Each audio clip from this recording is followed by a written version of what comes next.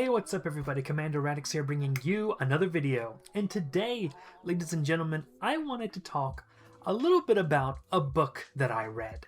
And give some reflections on this book because I actually have quite a few things to say about it. This is huge. This is a huge book. I did not read this entire book. What this is, ladies and gentlemen, is the complete novels and stories of Sherlock Holmes by Sir Arthur Conan Doyle. That's right, Sherlock Holmes. I don't even need to introduce that character to you, do I? What I finished reading, ladies and gentlemen, was a novel, the first novel that Sherlock Holmes ever appeared in. That is A Study in Scarlet, published in 1887. Which turns out to be this much of this massive book. It's not that big of a novel. You can read it I read it in 2 days. I read part 1 one day, part 2 the second day. It's only like 120 pages. Literally 120 pages. Now, why am I here talking to you about Sherlock Holmes today? Well, there's a few reasons. For one, for those of you who are following me on X and have seen my Radix Reads threads, you know that I, for the most part, tend to read non-fiction. Some sort of non-fiction, and if I read anything that we might today call fiction, it was probably written before the 1600s. So I tend to read non-fiction, and I tend to read old books that are so old that the concept of fiction hadn't really come into being yet. That might be a good video for another day about where the idea of fiction came from.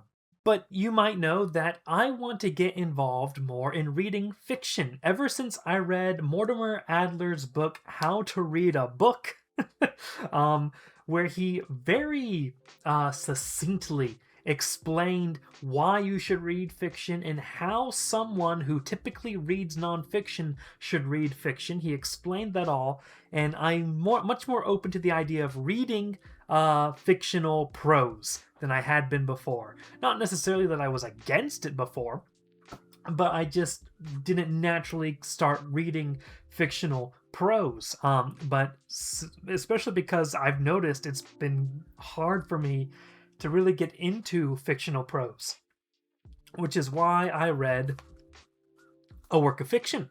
Now, in keeping to my Radixian style of hating anything modern, even though I would consider this modern, the average person probably wouldn't think of 1887 as the modern day. So it's about as old as I'm willing to go, or rather about as new as I'm willing to go. And I have a few thoughts that I want to record and in video format and share with you all today. Have you read Sherlock Holmes? Have you read A Study in Scarlet? Let me know in the comments below. Do we have any big Sherlock fans out there? Just saying that brought flashbacks of 2015 Tumblr. Hold on. That's not what I meant by Sherlock fans. The first thing I want to mention about this book, I'll say something as an aside first. Nobody told me, no one prepared me for the fact that the villains of the first Sherlock Holmes novel, not only are the first villains the LDS Church, the Mormons are the main villain of the first Sherlock Holmes book, they also didn't tell me or prepare me for the fact that the Mormons are ninjas. In the first Sherlock Holmes book, that was something I was completely not expecting. The second thing I want to say, though, on a more serious note, is especially for someone like me who typically reads books that come out before the printing press was invented, I was surprised at how modern this novel sounded. What do I mean by that? I was sort of expecting a Victorian-era book to feel older, to have a lot more words that I didn't know. I was expecting to throw in a few grammar structures here and there that I wasn't familiar with, especially being not just Victorian, not just being old, but also British, you know, from the UK, and I am not a British person. I'm an American. The big American flag in the background didn't give that away. But I was so surprised, especially when I spent so much time reading like 1600s era English, 1600s, 1500s, medieval and early modern English.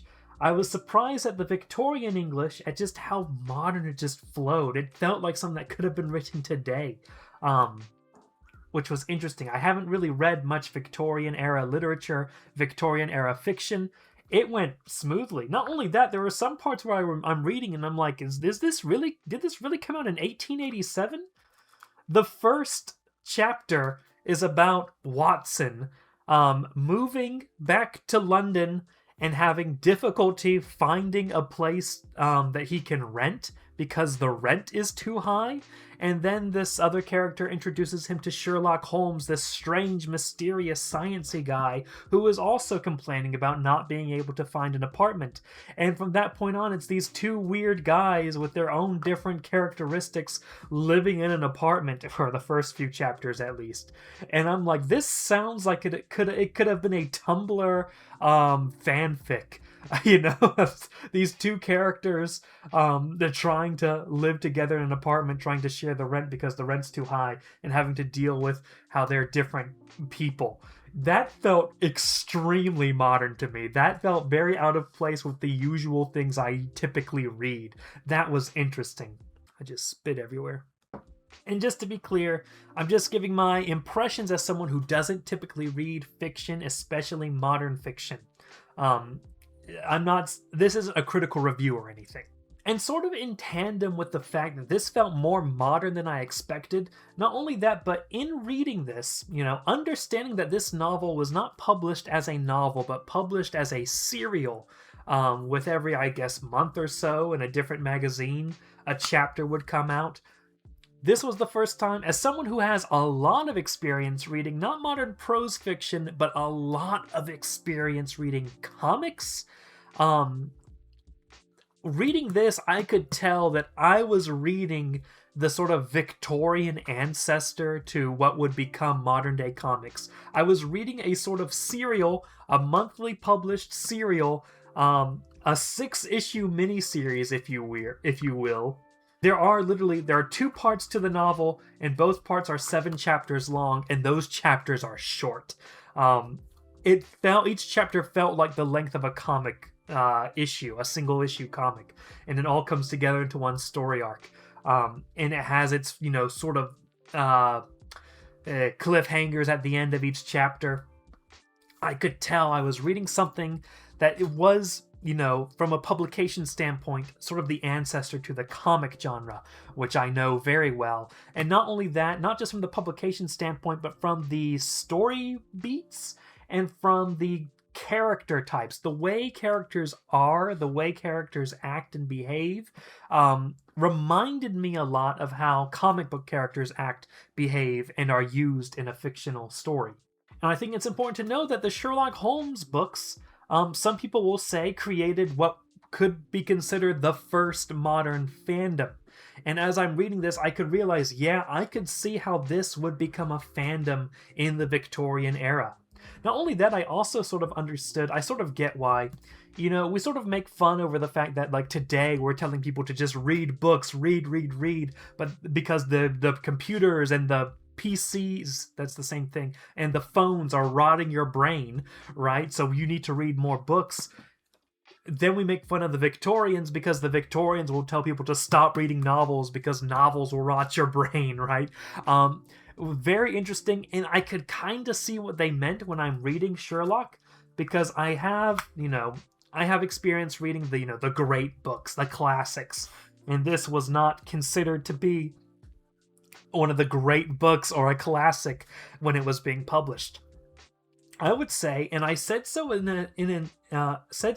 my essay about the franchise fiction to slop pipeline, I do consider Arthur Conan Doyle's Sherlock Holmes series to be a type of modern classic, in so much as this is a book that has formed the sort of canon, formed the sort of foundation stone for a lot of what we see in modern fiction. And as I sort of talked about back in my Homeric Cybertron video, I don't remember if I said it explicitly or not, but one of the things I was trying to say in that Homeric Cybertron video is if you like some modern fiction, it might be a good idea to go back in time to see the foundations that led to that genre being established. So if you like Transformers a lot, consider maybe reading the Iliad, right? The Homeric war literature.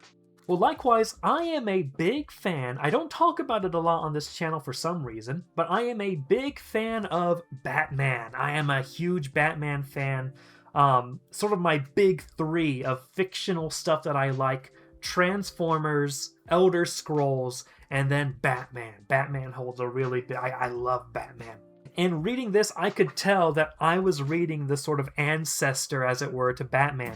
Sherlock Holmes as a character was one of the inspirations that led to the creation of the Batman character. Alongside Superman was influential in the creation of the Batman character to some degree, and so was Zorro, the Shadow. But Sherlock Holmes also was a big influence, and not only that, serials like Zorro could only exist due to the popularity of the serial format, which was especially popularized through Sir Arthur Conan Doyle's Sherlock Holmes franchise. And I really loved the sort of experience of I'm reading this book and I'm seeing the seeds in style and in all sorts of ways that would grow and become eventually things like Batman. But also people like H.P. Lovecraft really loved Sir Arthur Conan Doyle's Sherlock Holmes series. You know, I think H.P. Lovecraft as a child created his own sort of Sherlock Holmes fandom society thing. And that's another thing. This was fandom. This became like the first fandom, the first widespread phenomenon.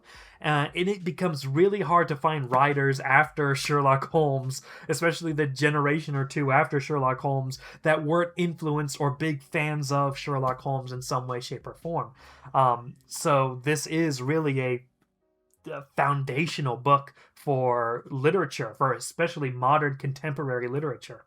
And it's just interesting because this is sort of bridging the gap between sort of the last dying breaths of the sort of, let's say, conservative, there are some caveats with that term, but the conservative approach to writing, right?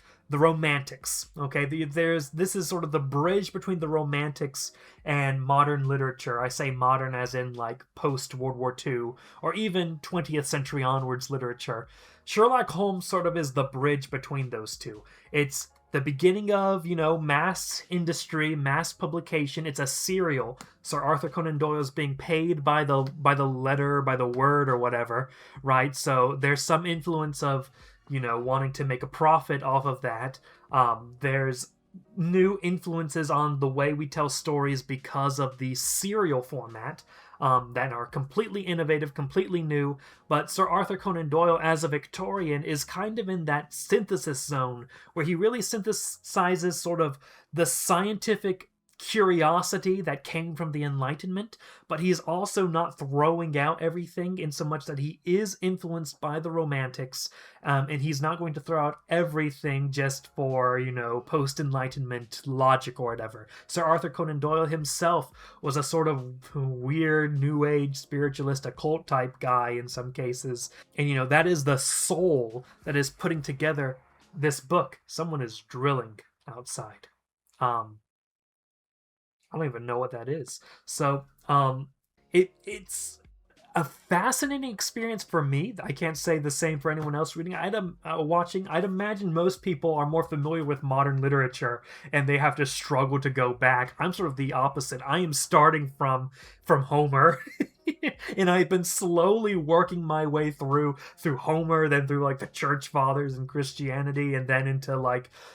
I only really opened my mind to the idea of things that were published after the year 1700 when I learned more about the Romantic movement. And now the Romantic movement is sort of being my bridge into Victorian literature, and that might be my bridge to put my whole theory of literature all together in one network, one structure, you know? But anyway, that was just a quick little video talking about my thoughts on A Study in Scarlet, the first debut novel of the Sherlock Holmes character. Very interesting, very fascinating experience. Again, this ties into what do I want you to do? What is the message of this channel? What ideas am I trying to get across with this channel? Of course, read more, but also read old stuff. Read things published before World War II. Most of the stuff you read should be published before World War II. That may be a wild thing to say, but I just said it. And if you like something modern, something contemporary, consider looking at the older versions that inspired and led to that piece of fiction that you're interested in. If you're into Transformers, read Homer. If you're into Batman, read Sherlock Holmes. But anyway, have you read A Study in Scarlet? What are your thoughts on it? I have a feeling some of my Mormon watchers will say they hate it, but you know, are you reading anything interesting right now? What is the most recent text you have read that was a new experience for you? Let's put it like that, because you know, I've sort of explained how this is a new experience for me, someone who hasn't read Victorian era fiction before and hasn't even read much fiction in general. This was an insane experience in a lot of ways, but a very fun one. But thank you guys so much for watching. Check out my social media. All the links are in the description, and have a great day, ladies and gentlemen. Susan's on the frenzy, and Jeff is on